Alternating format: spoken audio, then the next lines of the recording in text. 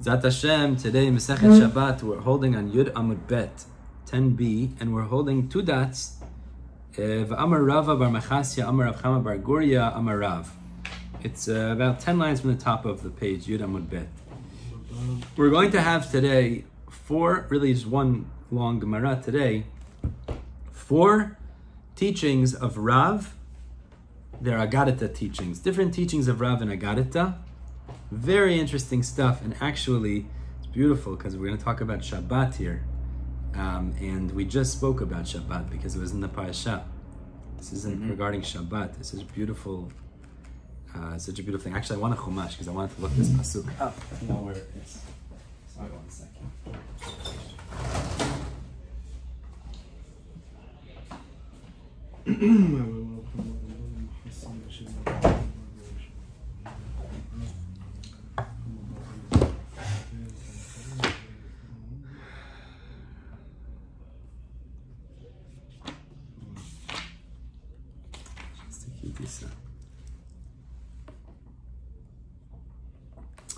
So let's get started here.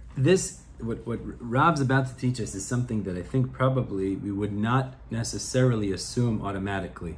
If you wanted to give somebody a present, would you give it to them like matan beseter, or would you say, look, I'm giving you a present? What do you think would be the derech haTorah?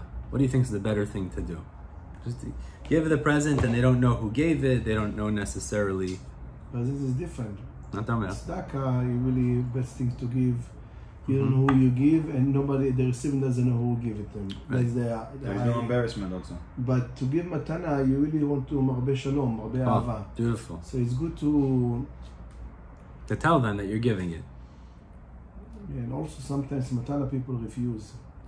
Beautiful. So let's see. And now he's going to show us that in the Gemara they didn't lo na'agu kach. No, exactly. Actually, exactly like Yochai just said. Let's see. But Amar Rav bar Machasya Amar Rav Chama bar Guria Amar Rav. No.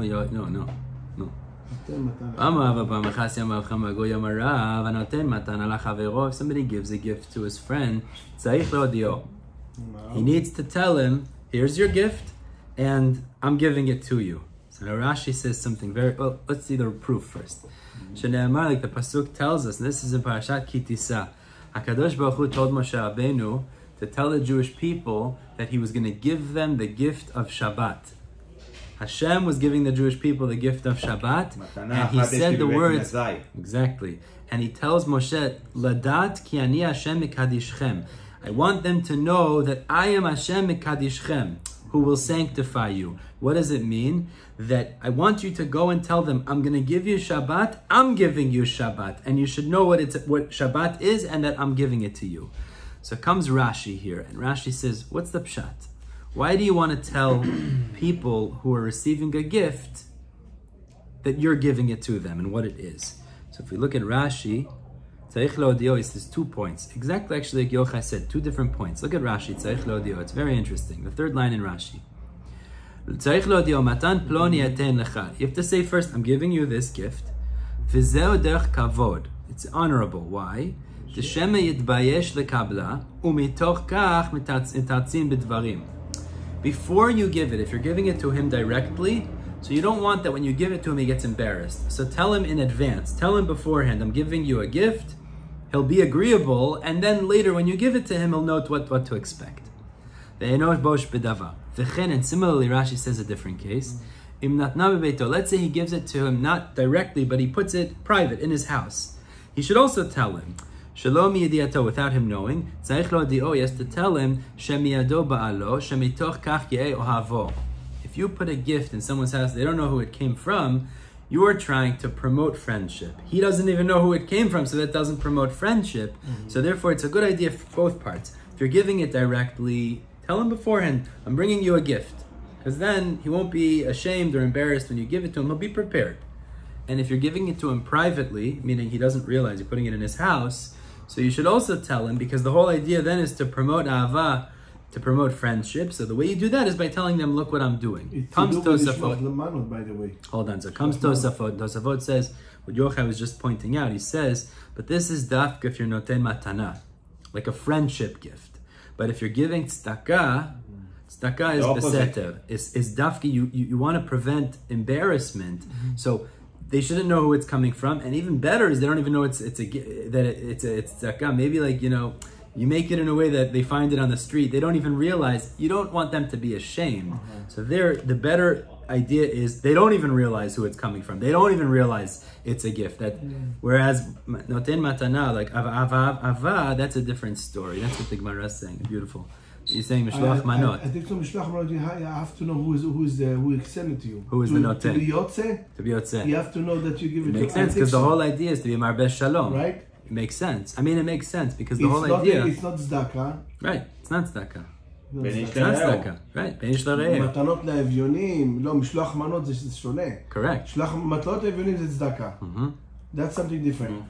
But איש לרעהו זה כנראה, אני חושבת שבהלכה אומר, אני חושב שהיא נתת למישהו לשלוח מנות והוא לא יודע שהוא קיבל זה ממך, לא יצאת ידי חובה. It's beautiful. No, it makes sense. Because the whole idea on Purim. להרבות שלום. Amazing, amazing. And what's the proof from Shabbat?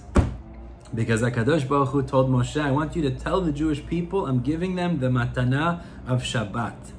Imagine if everyone looked at Shabbat as a matana. Amazing. If everyone looked at Shabbat as a matana. It is a matana.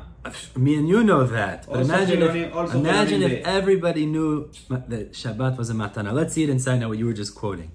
Sorry, did I skip? Tani Rami Hachi, the Braita says, Ladat ki ani Hashem mekadishchem. Tell them that I am Hashem, the one who sanctifies you. I'm giving them Shabbat. Amar le HaKadosh Baruch Hu to Moshe. Hashem said to Moshe, Matana tova yesh li bebeit gnazai. I have a beautiful gift in my storage house. The Shabbat Shema, and it's called Shabbat. V'ani mevakesh litnayis liYisrael. I want to give it to the Jewish people. Lech v'hodiem. Go and tell them that I'm giving them Shabbat. Mikan. So the Gemara goes on, we'll see in a minute, but it's unbelievable. If everybody looked at Shabbat as a matana tova mi beit gnazo shel HaKadosh Baruch Hu, halavai, everybody would keep Shabbat. Unfortunately, they don't realize it's a matana tova. That's the problem. If they really knew, they use it for the wrong purpose. If they really knew it's matana tova, so everybody would keep Shabbat. They don't know it's matana tova. I tell you a story. I don't usually tell stories here because it's not the time for stories, but I'll share it. A couple weeks ago, I was walking on Shabbat and I saw somebody walking towards a car to go get into his car. It bothered me. He's getting into his car on Shabbat. Somebody I know. It's not... So I went home and I said to my 5-year-old, I said to her, I wanted to see what she would respond. So I said to her, what do you think I should do? I saw somebody who was driving on Shabbos and he doesn't seem to know that you're not allowed to drive on Shabbos. What should we do about it? So first she said, maybe you should tell him. That was a smart answer, I thought. But then she said even better, which I thought it was such a good answer. She said, maybe you should be nice to him and offer him to walk with him to shul on Shabbos, and then he'll walk with you and he won't have to drive on Shabbos. That was my Adina, she told me that. And I thought that was such a good answer. Good answer. Such a good answer. That's it. I thought it was such a good answer. Such a good answer. And halavai, we should be zochet to do this because matana tova. It's a matana tova. It's unbelievable. What is it? I learned something from Pirkei Avot a few days ago about what you mentioned. Yeah. Al tishpot adam b'shat kalkelato. Right. What you say, there is a story about, I don't remember the name of the rabbi, but he saw somebody in the street in Shabbat smoking a cigarette.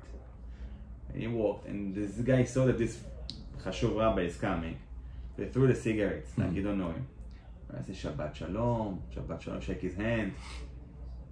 And these Magid asked him, what's wrong with you? Why didn't prove him wrong? Tell him something, give him some musar. I said, no, not at this time. Any time that he will see me, he will think that I don't love him. And at least he will, right now, he will take a musar for himself. That you know what, might be a chance that this rabbi will see me again in the street, so I'm not going to smoke in the street. It's going to prevent him from something. Beautiful. Let's go ahead here. Mikan Amar Shimon ben Gamliel. So based on this, Rav Shimon ben Gamliel said the following: Anoten pat letinok tzarich leodia leimo. He said the same logic, is that from here we could extend the idea, which is if you give bread to a child, give him something to eat, you need to tell the mother. Meaning, you want the mother to know, because you're giving a matana v'ahava. You want to show that you care about the family. So again, we're not where it's tzedakah. Tzedakah would be a different story. But where you give a cookie to a kid, so it's a good idea to tell the mother, because that will promote ahava between Jewish people. So Maya Vidle, the Gemara says, what should he do? Means, how do you tell the mother? The child's going to go home. He's going to eat the bread. There's no more bread. So Amar Abaya says something very interesting. Sha'if le mishcha. You put oil between the child's eyes, like cream basically. Umali le kuchla, and you put paint on his eyes. Now it's an example, but the idea is that you put something on the child that looks different. So when the child gets home, the mother's going to say, what happened? Why is there face paint on your face? And he's going to say, oh, because somebody did. Why? Because he gave me bread. So in this way, the mother finds out that you did him a favor, and she'll appreciate it, and it'll create ahava between Jews. But the Gemara says,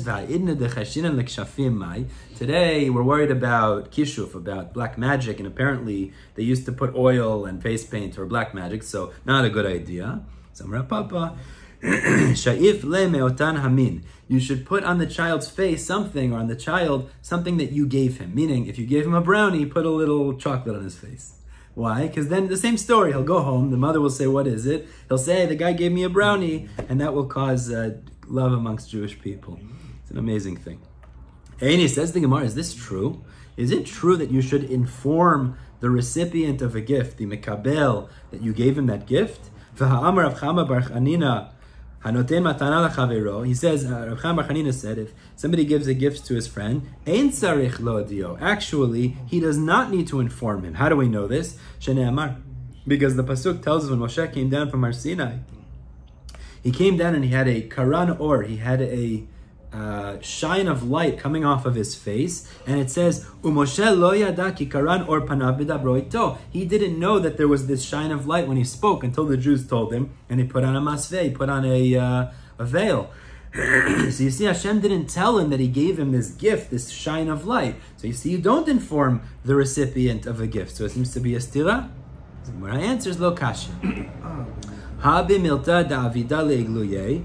Regarding the Karan or, it's something that would eventually be revealed. Meaning to say is, eventually the people were going to see this light. They would tell Moshe, look, you have this light. He would know Hashem had given him this light. So that you don't need to tell the Mikabel, because he'll find out on his own. As opposed to regarding Shabbat, the Jews would not necessarily have known the idea of Shabbat, other than the fact that HaKadosh Baruch Hu said, please go tell them that I gave it to them. So that's why he said, go tell them that I gave it to them. So says the Gemara, but that's not true. Were they not going to find out about Shabbat? Were they not going to know that it came from HaKadosh Baruch Hu, this matanat tova? So why did Moshe have to tell them directly? It's obvious that this is from Hashem. It's obvious that this is Shabbat. So why did he need to tell them? So the Gemara says something, matan schara lo avi ligluye. Of course they would have known it was from Hashem. Of course they would have known about Shabbat, but the reward for Shabbat would not have been revealed. The reward for Shabbat they wouldn't have known. So HaKadosh Baruch Hu told Moshe, tell the Jewish people about the reward for Shabbat. What's the reward for Shabbat? So the Gemara tells us later, the Maharsha quotes it there, the reward for Shabbat, as the Psukim imply, is Nachala B'li Mitzarim. If we keep Shabbat like we're supposed to, the reward is inheritance without borders. And this is something that we wouldn't know other than Moshe Rabbeinu coming in telling us, which is why he did so. It's a beautiful idea. So let's continue on with the story. So Rashi explains over here something very interesting. We know if you bring a korban, or even a normal animal, there's certain parts that are given to the kohen. It's called the zroa lechayayim ba'akeva. Zroa is the right foreleg. The lechayayim is the jaw. It's the cheek. And keva is one of the stomachs, I believe. Keva is the maw, it's called in English. So Rav Chizda, Rashi explains something very interesting. Even though he was in Bavel, in his days, they were noheg to give these matanot even from chulin, even from non-korbanot. It's a machloket actually. Later, the halacha, they accepted the other minhag, which is not to give it. Today, we don't give these gifts to the kohen. Rav Chizda was a kohen, so he was walking one day, and he had two sets of zoa lechayim akeva, these gifts that were given to him. So that's a machloket. It's a machloket if it's noheg in galut. In his days, they had the minhag to give it. Later on, they changed the minhag that they don't give it anymore. Tachlis, we don't do it anymore today. But the Gemara says, Rav Chizda v'nakit biyadei tarti matanta detura. He was walking with 2 gifts of an ox, meaning he had 2 sets of zroa l'chayayim v'akeva because he was a kohen. But the halacha is, these are not things that are kadosh that you can't share with Yisraelim. Yisraelim could also eat it. It's just money of the kohen. So of Chizda, he said, Kol man da'ati v'amar lishmateta d'chadeta mishmei de-Rav. Anyone that comes and tells me a chidush from Rav, yahiv nalei ni'alei. I'm going to give these items to that person. He was a student of Rav, apparently. He loved Rav's Torah. So he said, if anybody tells me a chidush from Rav, I'm going to give him these pieces of meat. So Amalei Rav bar Machasya said over exactly this teaching. He said, if you give a gift to your friend, you have to tell him who's giving it. That they should know, the Jews should know, I Hashem am giving them Shabbat. So Yahavani Alei. So this Rav Chizda gave over to Rav bar Machasya. He gave him these pieces of meat.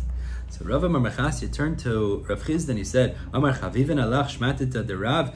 Do you love the teachings of Rav Kulei Hai so much? Means you're giving me all this meat because of this teaching of this Torah that I told you. You love his teaching so much. Amar Le'en, Rav Chizda said, yes, I love the Torah of Rav. So Rav bar Machasya said, okay, if you love it so much, I'll tell you another shmua of Rav. Oh, so take another one? Well, there was no more. He gave it already. So Amar Le'en, so Rav bar Machasya said, Ainu da Amar Rav, this idea that you love Rav's teaching so much is reflective of another teaching of Rav, which is Milta al-bishayu yakira. Literally it means the one who wears fine wool, like a fancy garment, yakira. He appreciates it. What does that mean? It means, as Rashi explains over here, is that people who wear fancy clothing also appreciate those fancy clothing. If you're used to a certain type of lifestyle, so you also are the one who appreciates that lifestyle. If somebody's not used to it, they don't necessarily appreciate it. So Rav bar Machasya was telling Rav Chizda, since you are used to the shmuot of Rav, the teachings of Rav, you appreciate the Torah of Rav. So he actually appreciated, this was another shmuah of Rav, but he applied it to this situation, that Rav Chizda appreciated teachings of Rav so much because he was a student, he had a taste for the teachings of Rav. Exactly. Amar Rav Chizda said back, Amar Rav Hachi, did Rav really say this pshat? And he said, Batraita adif elimikamaita. The second teaching is even more gishmak for me. It's even better for me than the first one you told me. Means the first one you should inform the guy who receives a gift from you. The second one is even better, that I appreciate Rav's teachings. Why? So the Mefarshim explained, the Maharsha, I believe, says here, because this is one that's nogea to the story. It's nogea to me right now. If I had more gifts to give you, I'd give you. I guess he didn't have anything else. His wallet was empty, so he didn't give him anything. But if a person have something that he's get used to it. For example, today people really appreciate rain, which is such an important thing for the world, for the existence of the world. But we take it for granted. Well, that is because we don't appreciate rain. Right. So we don't appreciate it. So you say like the coat that the person wear on occasions, you know, on very often, compared to a person don't wear it. It's valuable to him. Exactly. Meaning a simple person who doesn't wear fancy clothes, I don't care to wear fancy clothes. It doesn't mean anything to me. But if a fancy person doesn't have his leather jacket, I don't know, whatever, come up with an example. Okay. So it bothers him because he has a certain taste for that already. That's already his lifestyle. I don't care about that. It doesn't make a difference to me. That's what he says. Yeah. Exactly, yeah. All right, let's continue here. Let's go on to the next statement of Rav. This is the third of the day here. A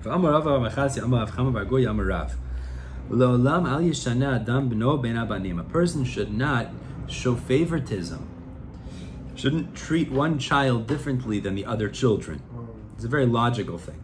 Because favoritism causes jealousy, which causes fighting and causes all kinds of problems. And what's the proof? Because of the weight of 2 sela of fine wool, that Yaakov gave Yosef over his other children. We know he gave him the ketonet pasim. His brothers started to be jealous of him. And the eventual downfall of that was the Jews were exiled to Mitzrayim. Now, Rashi points something out very interesting here, which I did not know. Rashi, I just didn't know the numbers. Mishgal Shnei Slaim, this measurement of 2 Slaim is a very little measurement. The coat entirely couldn't have been worth the weight of 2 Slaim. It's too little. So he says, it's lav dafka. Or he says, Talmidei Rabbeinu Yitzchak say that around the wrists or around the hands, all of the brothers had tunics, had coats. He put in Yosef's this fine wool. And that little bit around the wrists of Yosef's tunic over the other brothers caused the jealousy that eventually resulted in Galut Mitzrayim. That's the pshat. They all had kutonot, but he had more? He had also a tunic, a coat. But Yaakov put a little bit of wool around the wrists. And that was the big thing, caused jealousy and eventually to Galut Mitzrayim. Yeah. I do it. Even popsicles. Don't even change the color. Of course, candy is the same one, same size, everything. It's unbelievable. It needs a lot of chokhmah here, a lot of shavadat to know how to treat everybody. Because automatically a person has a lot of appreciation and love to the good boy, the midot tovot, the one that give a good number. It's very hard. I hear. Especially if one of the kids grow, it's a big challenge. It's a big, especially by Yerushot. My mother once told me that she went destroyed families. What, because they're fighting? Destroyed families. Per parent go away from this world. 2 brothers don't speak for generations. A war. The great grandkids don't even talk to each other from that. Because of money or because of the unbalanced. Right. My rabbi's father, when he passed away, he gave everything to Rav Yomi.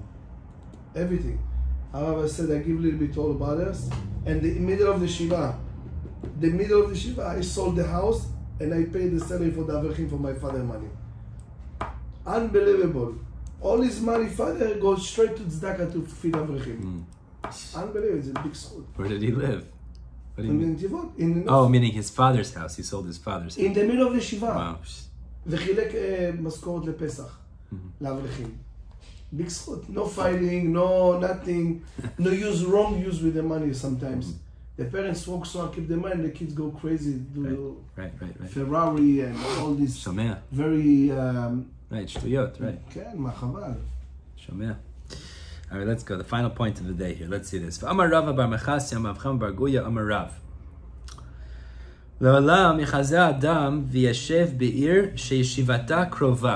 It's a very interesting idea. A person should try to live in a city that is newly settled, meaning a newer city. People haven't been living in for a long time.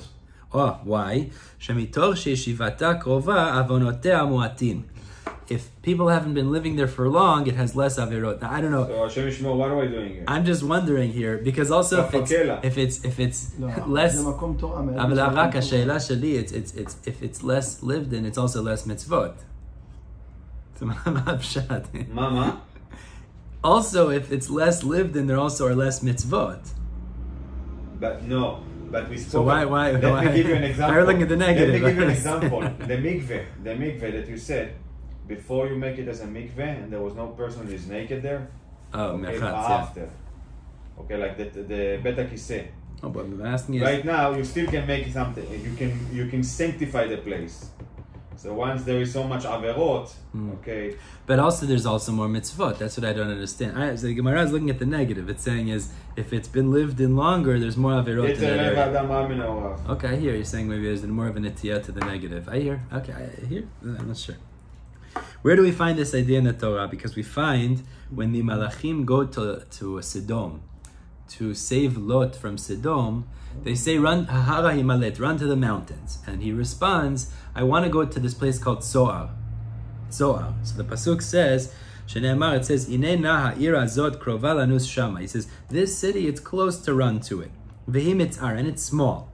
So my krova, what did Lot mean when he said it's close? If he meant that it's close by and it's a small city, so meaning what he was saying is, I'll run there, it's close by, it's a small city, and don't destroy it. But v'hakachazule, then they would have seen that. It means you don't have to tell them. It's not a chidush. If it's close, they know it's close by. It's small, they know it's small. So what's the point? But the pshat is that it was the last settled city of these cities that were being destroyed. So he was saying it doesn't have as many averot as the rest of them. Let me go there and I'll be saved. We know in the end of the story, he eventually didn't go there. He went to the mountains anyways. But that was what his argument was. But what does it have to do with a newer city? That's the point. It was less lived in. It was settled later than the other cities. So people have been living there for less time, which translates into less averot. How do we know this? Says the Gemara, because the pasuk says imalta na shama. Now it says na. Na is extra. I will run there. Lot said na nun aleph begematria nun v'chad have. So na is 51. So the way we're going to understand it was that city Tzoar was only lived in for 51 years. Okay. V'shel Sdom nun v'bet, but Sodom was lived in for 52 years. 52 years. So Rashi and Tosafot both go through the cheshbon. How do we know this? I'll tell you the cheshbon that Rashi says. Very interesting. He says like this. He says, we know Ever, there was a person in history called Ever, Shem ve'Ever. And he explains, Ever had a son whose name was Peleg. Peleg, when he named him Peleg, it was a nevuah. It was a prophecy.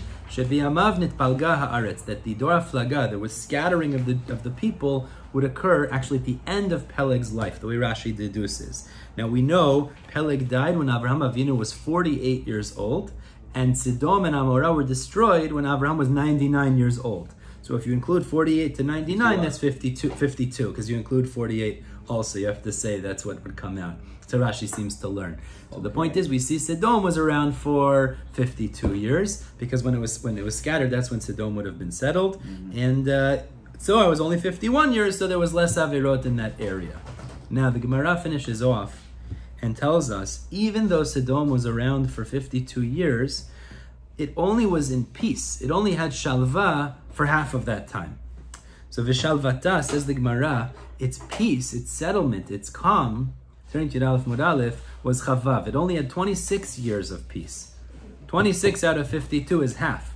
No. Because the pasuk tells us, we know when there was the war of the 4 and the 5 kings, it says, Shtemes shana avdu et kedar la'omer. So the other side, they served kedar la'omer for 12 years. The shlosh esrei shana maradu. Another 13 years they rebelled. That's 25. Uvarba'asar esrei shana. And in the 14th year, and it goes on to discuss the story there, which is 26. That means 26 years. The way Rashi seems to learn, the first 26 years of Sodom, it wasn't shalva. It was upheaval. There was not settlement. The last 26 years were settled, and it was eventually destroyed after that, after the 52nd year of its existence.